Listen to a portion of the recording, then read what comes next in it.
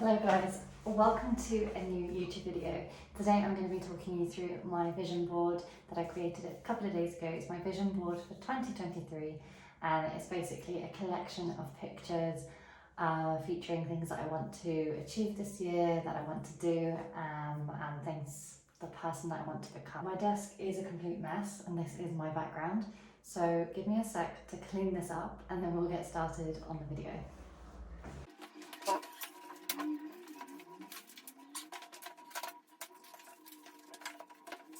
Well, to make the vision board, I actually wrote a list first of all the things that I want to happen this year. I think it's hard to just go straight in and like start searching for pictures. So have a list and you can spend some time on it. You can like think about it for a few days. It doesn't all have to be in the moment. Sometimes in the moment when you're on the spot, you can kind of like forget what you want to and what you really want and stuff. So yeah, it's get out of like that pressure of being on the spot and just have a good think about it, of the things you want to do. So yeah, once I figured out my list, I just basically went to Pinterest. Pinterest has just got the best like aesthetic pictures, and I just searched like straight from the list. So like if it was to do with travel, like just travel. Sometimes just add the word like aesthetic to the end so that you can get like an aesthetic pretty picture, which is kind of what you want for your vision board. You want it to all look quite aesthetic, so not necessarily like real life but kind of like staged. The first thing on my vision board is becoming an author, and so I use this picture of like somebody writing in a cafe just as the aesthetic, you know, but that is my main goal for 2023, and I am an author already, so I think, you know, believe that you are and you will become that. But it's not just me believing, I am actually an author because I have books on Amazon that I have written and that I have self-published, and they sell very, very well, and I spend most of my days writing books. So I'm currently finalising actually, editing my next book, which is going to be an adult language learning book. So I write language learning books, that is my niche, I would say. That's my area of expertise. So when I say become an author and have that on my vision board, it's just in a way to continue doing what I'm already doing, but I would also love to make that my like number one income source. So for now it is a side hustle, side income. My main income is teaching and tutoring, and I would love to have being an author as my main source of income so that I could dedicate more of my time to writing books and have a bit more of a freedom lifestyle, because as an author, a lot of your income from books that you've written becomes quite a passive income, because once you've written the book and you've uploaded it or whatever, there's not much work that goes into that particular book from there. I mean, obviously you can do promotional stuff, but if it's a good book and it's well searched on Amazon, it can almost sell itself. One of my long-term visions, let's say, which has been on my vision board the last couple of years, is to have my own apartment, and I don't know if that will happen this year as things stand, probably not, but I still want to be envisioning that goal and working towards it. So it's still super important that I have that on my vision board. So a super cozy home space with a balcony space or perhaps a garden. That's really what I want, and I want it to be my own. So I currently live rented in Spain, which is amazing. I love my house, my apartment here anyway. So things are absolutely fine. I'm very grateful for what I have, but definitely that is on there. So, you know, all goes hand in hand. Becoming a successful author who is making a lot of money from her books is then able to buy an apartment. That's kind of the end goal here.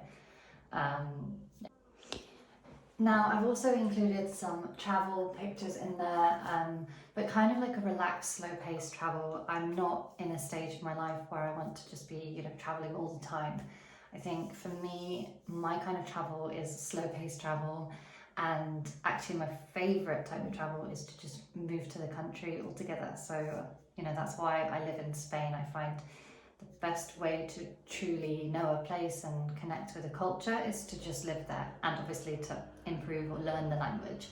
So for me, travel is not like top of my list, but of course I love traveling as much as anybody does, so it is on there, but definitely in a slow paced kind of way. I've got a lot of Italy inspired pictures because I do want to spend a large chunk of my summer in Italy this year.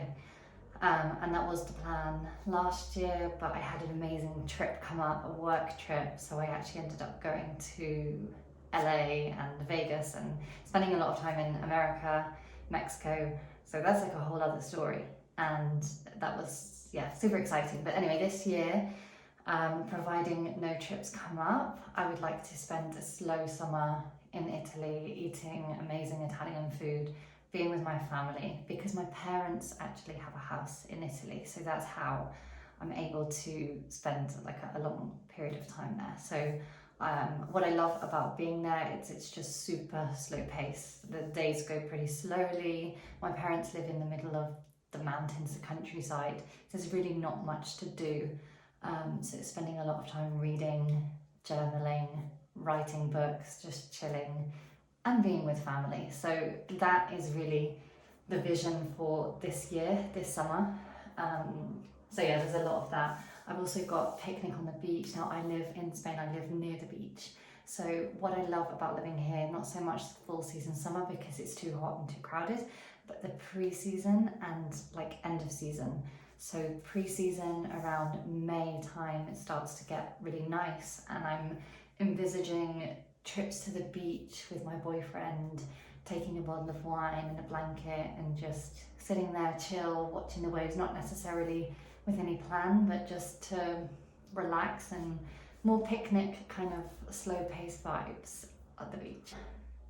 Health related things, so eating healthily, that's something that I want to get better at and continue to do. I think I already have quite a healthy eating routine, but you definitely, eat more fruit and veg, I guess.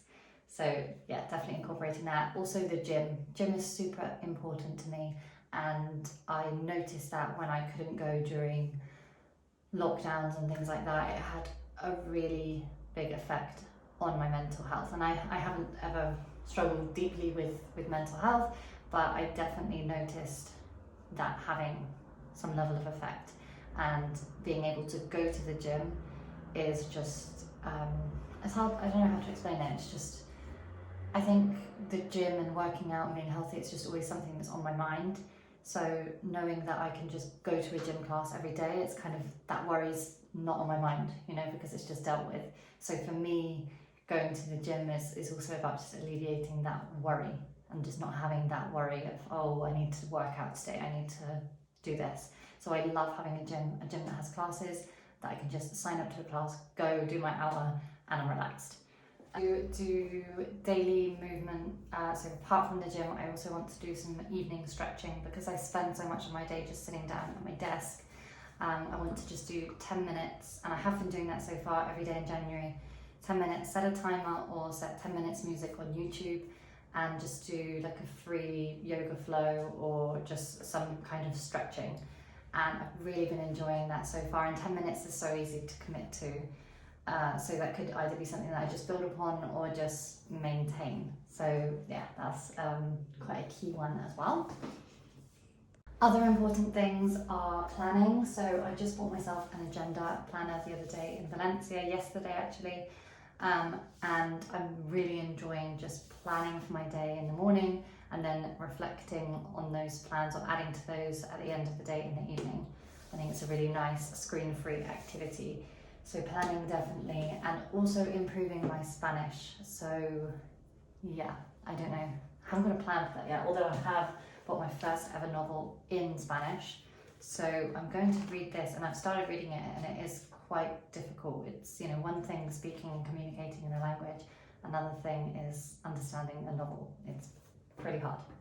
Another recurring theme from my last vision board is luxury. I want to have more luxury in my life, and last year I actually had the most luxurious experience because I was invited on this trip to work as a French teacher with a family, And so I spent time in one of the most luxurious hotels in Los Angeles, in a beautiful resort in Mexico. And it was all just kind of by chance, just from this work thing. And yeah, it was like the most luxury that I'd had, and I absolutely loved it. And I definitely want to attract more of that. And actually, yesterday I was with my sister and her husband in Valencia, and we were looking for somewhere to just grab a glass of wine. And there's just so many options in Valencia, but a lot of them, you know, just simple street cafes, that kind of thing. And we stumbled upon this 5-star hotel, and we were like, why don't we just go in there and have a drink? And so we did, and it just felt really luxurious and really calming as well. It was like excellent service, really nice wine, nice atmosphere, beautiful surroundings, and that's what I love about luxury. It feels to me very calming. So yeah, I'm definitely manifesting more of that and already acting upon it, already having it in my life. I think that's a really key thing with your visions. It's like actually just start making them happen. I've got this hair one on there, just to kind of remind me to look after my hair and to keep it healthy, which I try to, but don't always know the best way for my hair, to be honest. But let's hope that, you know, I can grow some healthy hair. And yeah, that's kind of a mystery to me. Also, fashion wise, I've got this picture on here. I really like this kind of effortless, what's the word, chic, elegant style, splash of colour, just chill, you know, that's the vibe I'm going to go for with my style, kind of more in summer, I guess. And that is pretty much it, guys. Thank you so much for watching this. I hope this has given you guys some inspiration to create your own vision board and some ideas as well, little tips in there. And yeah, thank you guys for watching. I'll see you in the next video.